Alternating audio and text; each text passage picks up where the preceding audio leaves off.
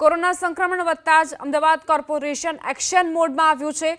Urban health centre પર corona test શરૂ કરાયા છે। તમામ અર્બન હેલ્થ સેન્ટર પર કોરોના ટેસ્ટ કરી શકાશે।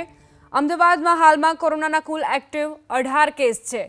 શહેરમાં આવેલા તમામ અર્બન હેલ્થ સેન્ટર પર કોવિડ ટેસ્ટ પ્રારંભ કરાવાયા છે। શંકાસ્પદ દર્દીઓના સેમ્પલ એકત્ર કરવાની કામગીરી ફરી શરૂ કરવામાં આવી છે। 3 દિવસથી વધુ શરદી ખાંસી અને તાવની ફરિયાદ ધરાવતા દર્દીઓના સેમ્પલ એકત્ર કરવાની કામગીરી શરૂ કરાઈ। તમામ અર્બન હેલ્થ સેન્ટર ઉપર ટેસ્ટિંગ માટે કિટ પહોંચાડવામાં આવી। અમદાવાદમાં હાલ કોરોનાના 18 એક્ટિવ કેસ છે। નવરંગપુરા, પાલડી, નારણપુરા, સરખેજ વિસ્તારમાં કોરોનાના પોઝિટિવ કેસ નોંધાયા છે।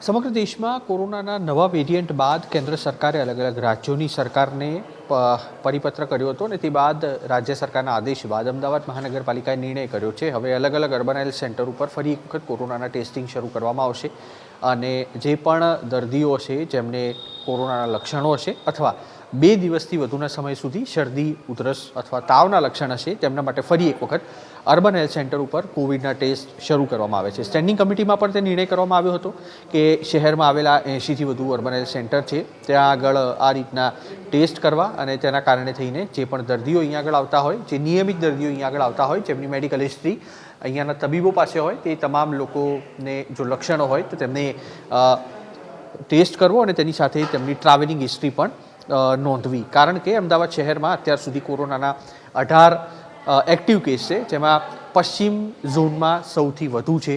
નવરંગપુરા, પાલડી, નારણપુરા, થલતેજ સહિતના વિસ્તારોમાં કોરોનાના કેસ હાલ સુધી નોંધાયા છે છેલ્લા 4 થી 5 દિવસમાં। તેના કારણે શહેરમાં આવેલા અલગ અલગ અર્બન હેલ્થ સેન્ટર ઉપર હાલ કોરોનાના ટેસ્ટિંગ ફરી શરૂ કરવામાં આવ્યા છે અને જ્યાં સુધી સૂચના નહીં મળે ત્યાં સુધી કોરોનાના ટેસ્ટ છે તે અલગ અલગ યુએચસી અને સીએચસી ઉપર કરવામાં આવશે।